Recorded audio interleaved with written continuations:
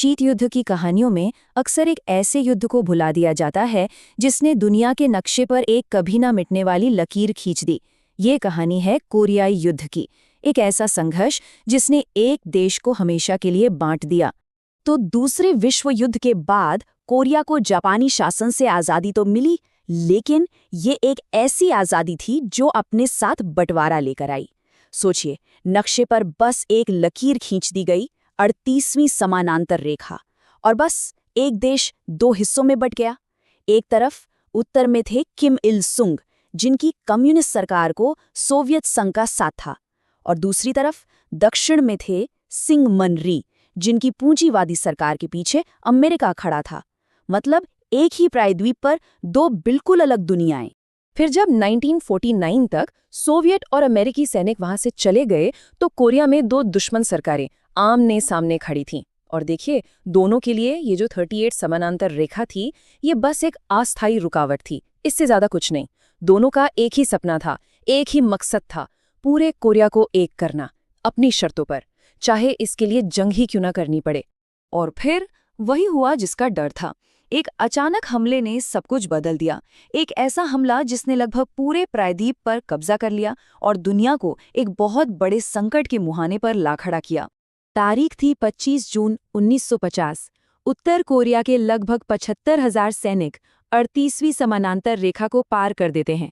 ये हमला इतना अचानक और जबरदस्त था कि दक्षिण कोरिया की सेना को संभलने का मौका ही नहीं मिला। वो पूरी तरह से हैरान रह गए। बहुत तेजी से उत्तर कोरियाई सेना ने राजधानी सियोल पर कब्जा कर लिया और दक्षिण कोरियाई और संयुक्त राष्ट्र की शुरुआती टुकड़ियों को पीछे धकेलते हुए एक छोटे से इलाके में समेट दिया। इस जगह को पुसान पेरीमीटर कहा गया। ऐसा लग रहा था कि बस अब कुछ ही दिनों में पूरा देश हार जाएगा। तो सवाल उठता है कि अमेरिका इसमें क्यों कूदा? इसका जवाब एक डर में छिपा है जिसे कहते हैं डोमिनो इफेक्ट।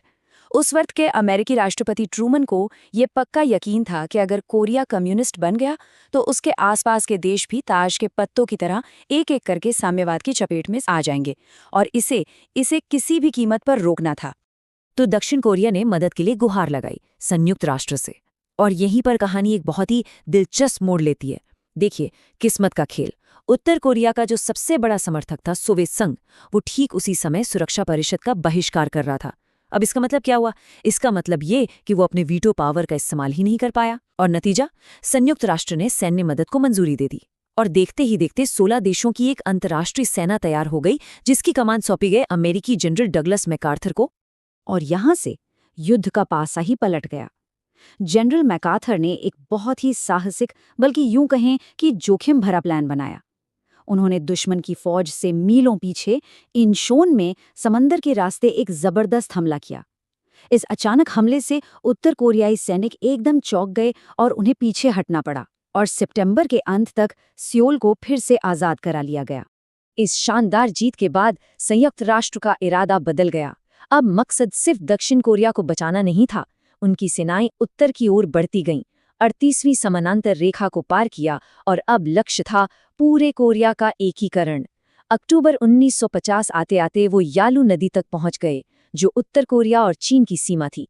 लेकिन यालू नदी तक पहुंचना एक बहुत बड़ी गलती साबित हुई। इस एक कदम ने एक नए और बहुत ताकतवर देश को इस जंग में खींच लिया, और इसने इस संघर्ष को और भी ज्यादा खूनी बना दिया। एक तरह से एक नया युद्ध शुरू होने वाला था। चीन ने अपनी सीमा पर संयुक्त राष्ट्र की सेना को एक सीधा खतरा माना, और जवाब में चीन के लगभग 2.5 लाख सैनिकों ने सीमा पार करके उत्तर कोरिया की मदद के लिए हमला बोल दिया। संयुक्त राष्ट्र की सेना इस विशाल फौज के सामने टिक नहीं पाई। चीनी हमले का असर बहुत भयानक था।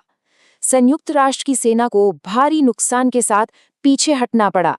जनवरी 1951 तक लड़ाई की रेखा वापस दक्षिण की ओर खिसक चुकी थी, और राजधानी सियोल पर एक बार फिर से कम्युनिस्ट ताकतों का कब्जा हो गया था। इस हार से जनरल मैकार्थर बुरी तरह बौखला गए। उनका मानना था कि जीत का कोई विकल्प नहीं होता। वो इस युद्ध को हमेशा के लिए खत्म करना चाहते थे, और इसके लिए उन्होंने एक चौंकाने वाला कदम उठाने की सोची। उन्होंने राष्ट्रपति ट्रूमन से चीन पर परमाणु बम इस्तेमाल करने की इजाजत मांगी। लेकिन राष्ट्रपति ट्रूमन एक और विश्व युद्ध का खतरा नहीं उठाना चाहते थे। उन्होंने मैकार्थर के इस प्रस्ताव को साफ-साफ ठुकरा दिया। जब मैकार्थर ने खुलेआम उनकी आलोचना की तो उन्हें उनके पद से ही बर्खास्त कर दिया गया। और इसके साथ ही अमेरिका की नीति वापस सिमटकर सिर्फ साम्यवाद को रोकने यानी कंटेनमेंट तक आ गई। इसके बाद युद्ध एक लंबे, थकाऊ और बेनतीजा दौर में चला गया। दोनों तरफ की सेनाएं 38वीं समानांतर रेखा के पास डट गईं। ये एक ऐसा गतिरोध था जहां कोई जीत नहीं रहा था, बस जाने जा रही थीं। जुलाई 1951 में शांति के लिए बातचीत शुरू तो हुई, लेकिन अगले 2 साल तक ये सिलसिला ऐसे ही चलता रहा। एक तरफ बातचीत, दूसरी तरफ खूनी लड़ाई। कोई हल नहीं निकल रहा था। फिर 1953 में जब आइजनहावर अमेरिका के राष्ट्रपति बने तो कोशिशें तेज हुईं और आखिरकार 27 जुलाई 1953 को एक युद्ध विराम समझौते पर दस्तखत हुए। इस समझौते के तहत 38वीं समानांतर रेखा के पास एक असैन्यीकृत क्षेत्र बनाया गया जिसे डीमिलिटराइज्ड जोन या DMZ कहते हैं। ये आज दुनिया की सबसे ज्यादा किलेबंदी वाली सीमाओं में से एक है और ये आज भी कोरिया को 2 हिस्सों में बांटती है। और ये हमें एक बहुत बड़े सवाल पर लाकर छोड़ देता है। उस युद्ध विराम ने लड़ाई तो रोक दी, लेकिन कोई शांति संधि आज तक साइन नहीं हुई। तो क्या कोरियाई युद्ध सच में कभी खत्म हुआ? ये एक ऐसा संघर्ष है जो तकनीकी रूप से आज भी जारी है।